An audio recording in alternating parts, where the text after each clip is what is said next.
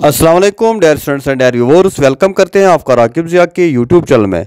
दोस्तों, जैसा आप जानते हैं कि आज कश्मीर यूनिवर्सिटी की तरफ से पीजी एडमिशन, बीएलएलबी, एलएलबी या जितने भी कोर्सेज है यूजी एंड पीजी के या इंटीग्रेटेड कोर्सेज के उनका दूसरा लिस्ट आ गया है कॉलेजेस के लिए भी और यूनिवर्सिटी के मेन कैंपस के लिए भी।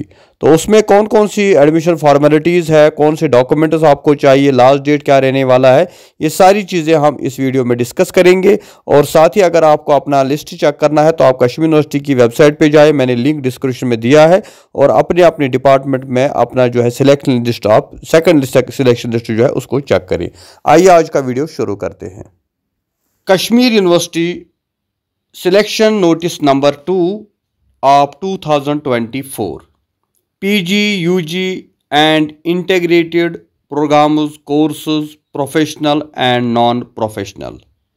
जितने भी कोर्सेज है कश्मीर यूनिवर्सिटी जो ऑफ़र कर रही है फॉर द एकेडमिक सेशन 2024, और जिन भी स्टूडेंट्स का एडमिशन किसी पीजी कोर्स में, किसी यूजी कोर्स में, किसी इंटीग्रेटेड कोर्स में, एमटीटीएम में, प्रोफेशनल या नॉन प्रोफेशनल में हुआ है, उसका सेकंड सिलेक्शन लिस्ट आ गया है। तो ये कश्मीर यूनिवर्सिटी की वेबसाइट पे आप चेक करेंगे कि किस किस स्टूडेंट का एडमिशन हुआ है, और उसके बाद वो कंसर्न डिपार्टमेंट या कंसर्न कॉलेज में जाकर एडमिशन की जो फॉर्मेलिटीज़ है उनको कंप्लीट करेगा। इसमें सबसे इम्पॉर्टेंट जो है वो है बीएलएलबी, जिसका सिलेक्शन लिस्ट आ गया है मेन कैंपस के लिए भी, और Vitasta school of law and humanities, Kashmir law college, Sopore law college and Pulwama law का यानी केसीएफ। तो उनमें जो एलएलबी और बीएलएलबी का एडमिशन हुआ है उनके लिए भी ये इम्पॉर्टेंट नोटिफिकेशन है। तो कौन सी फॉर्मेलिटीज़ जो आपको कंप्लीट करनी है और कब तक आप एडमिशन कर सकते हैं इन कोर्सेज में, और कौन से डॉक्यूमेंट्स आपके पास होने चाहिए, वो इस वीडियो में हम आपके साथ शेयर करेंगे।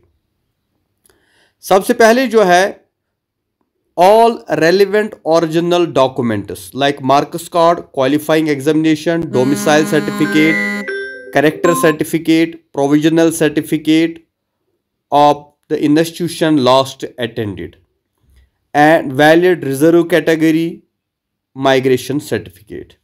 यानी ये सारी सर्टिफिकेट जो है इनकी ओरिजिनल कॉपी आपके पास होनी चाहिए। 12th का मार्क्स कार्ड हो, 10th का मार्क्स कार्ड हो, ग्रेजुएशन का मार्क्स कार्ड हो, या डोमिसाइल सर्टिफिकेट हो, कैरेक्टर एंड प्रोविजनल सर्टिफिकेट हो, जिस कॉलेज या जिस इंस्टीट्यूशन से आपने प्रीवियस डिग्री कंप्लीट की है।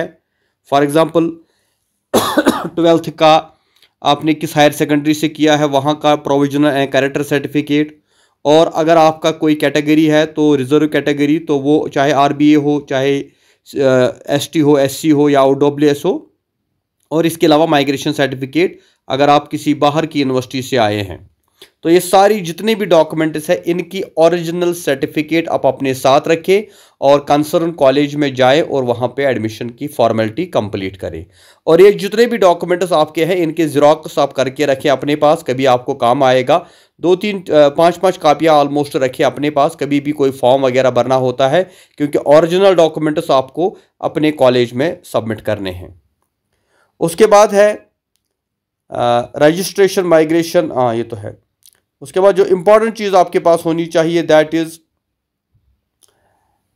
NOC from the concern department in case of in service. अगर इन सर्विस कैंडिडेट कोई है, जॉब कर रहा है, तो उनको एनओसी लानी है अपने डिपार्टमेंट से। और इम्पॉर्टेंट जो है दैट इज़ एफिडेविट होना चाहिए फर्स्ट क्लास मजिस्ट्रेट का, जिसमें आपको लिखना है आई एम नॉट और on roll in institution, all the submit certificate document और जेन्युइन। ये जो पॉइंट्स दिए गए हैं ये सारे आपको वहाँ पे लिखने हैं कि आप कहीं काम नहीं करते, कोई जॉब नहीं करते, कोई कोर्स नहीं करते, और जो डॉक्यूमेंट्स आप प्रोड्यूस करें ये सारे ओरिजिनल, और ये आप एफिडेविट बना के लाए अपने साथ जब आप कॉलेज में या किसी डिपार्टमेंट में एडमिशन करना चाहते हो। इसके अलावा जो है आपको जो फ़ी वगैरह होगा वो आप कंसर्न डिपार्टमेंट, कंसर्न कॉलेज में पता चलेगा कि आपका एडमिशन फ़ी या ट्यूशन फ़ी कितना है, वो आपको अपने डिपार्टमेंट में पता चलेगा, और वो भी आपको साथ रखना है। और इसके अलावा जो है आपको फ़ोटोग्राफ वगैरह भी साथ रखने चाहिए, आधार कार्ड भी आप साथ रखें, ताकि ये जो है डॉक्यूमेंट्स आपको वहाँ पे फॉर्म सबमिट करने वक्त ये सारे आपको यानी ऑलमोस्ट सारे जितने भी डॉक्यूमेंट्स आपको, सर्टिफिकेट्स है या जो है आपके पास कोई कैटेगरी सर्टिफिकेट है, डोमिसाइल है, आधार कार्ड है, फोटोग्राफ, पासपोर्ट साइज 2 4 7 रखें आई कार्ड वगैरह के लिए।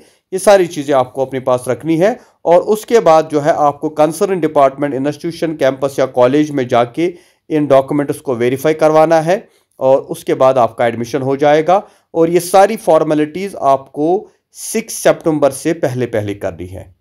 यानी अब कल तो 1 है, कल तो आप नहीं जाएंगे। 2 से यानी मंडे 2 जो है, 2, 3, 4, 5, 6 से पहले पहले जो है आपको ये सारी फॉर्मेलिटीज़ कंप्लीट करनी है।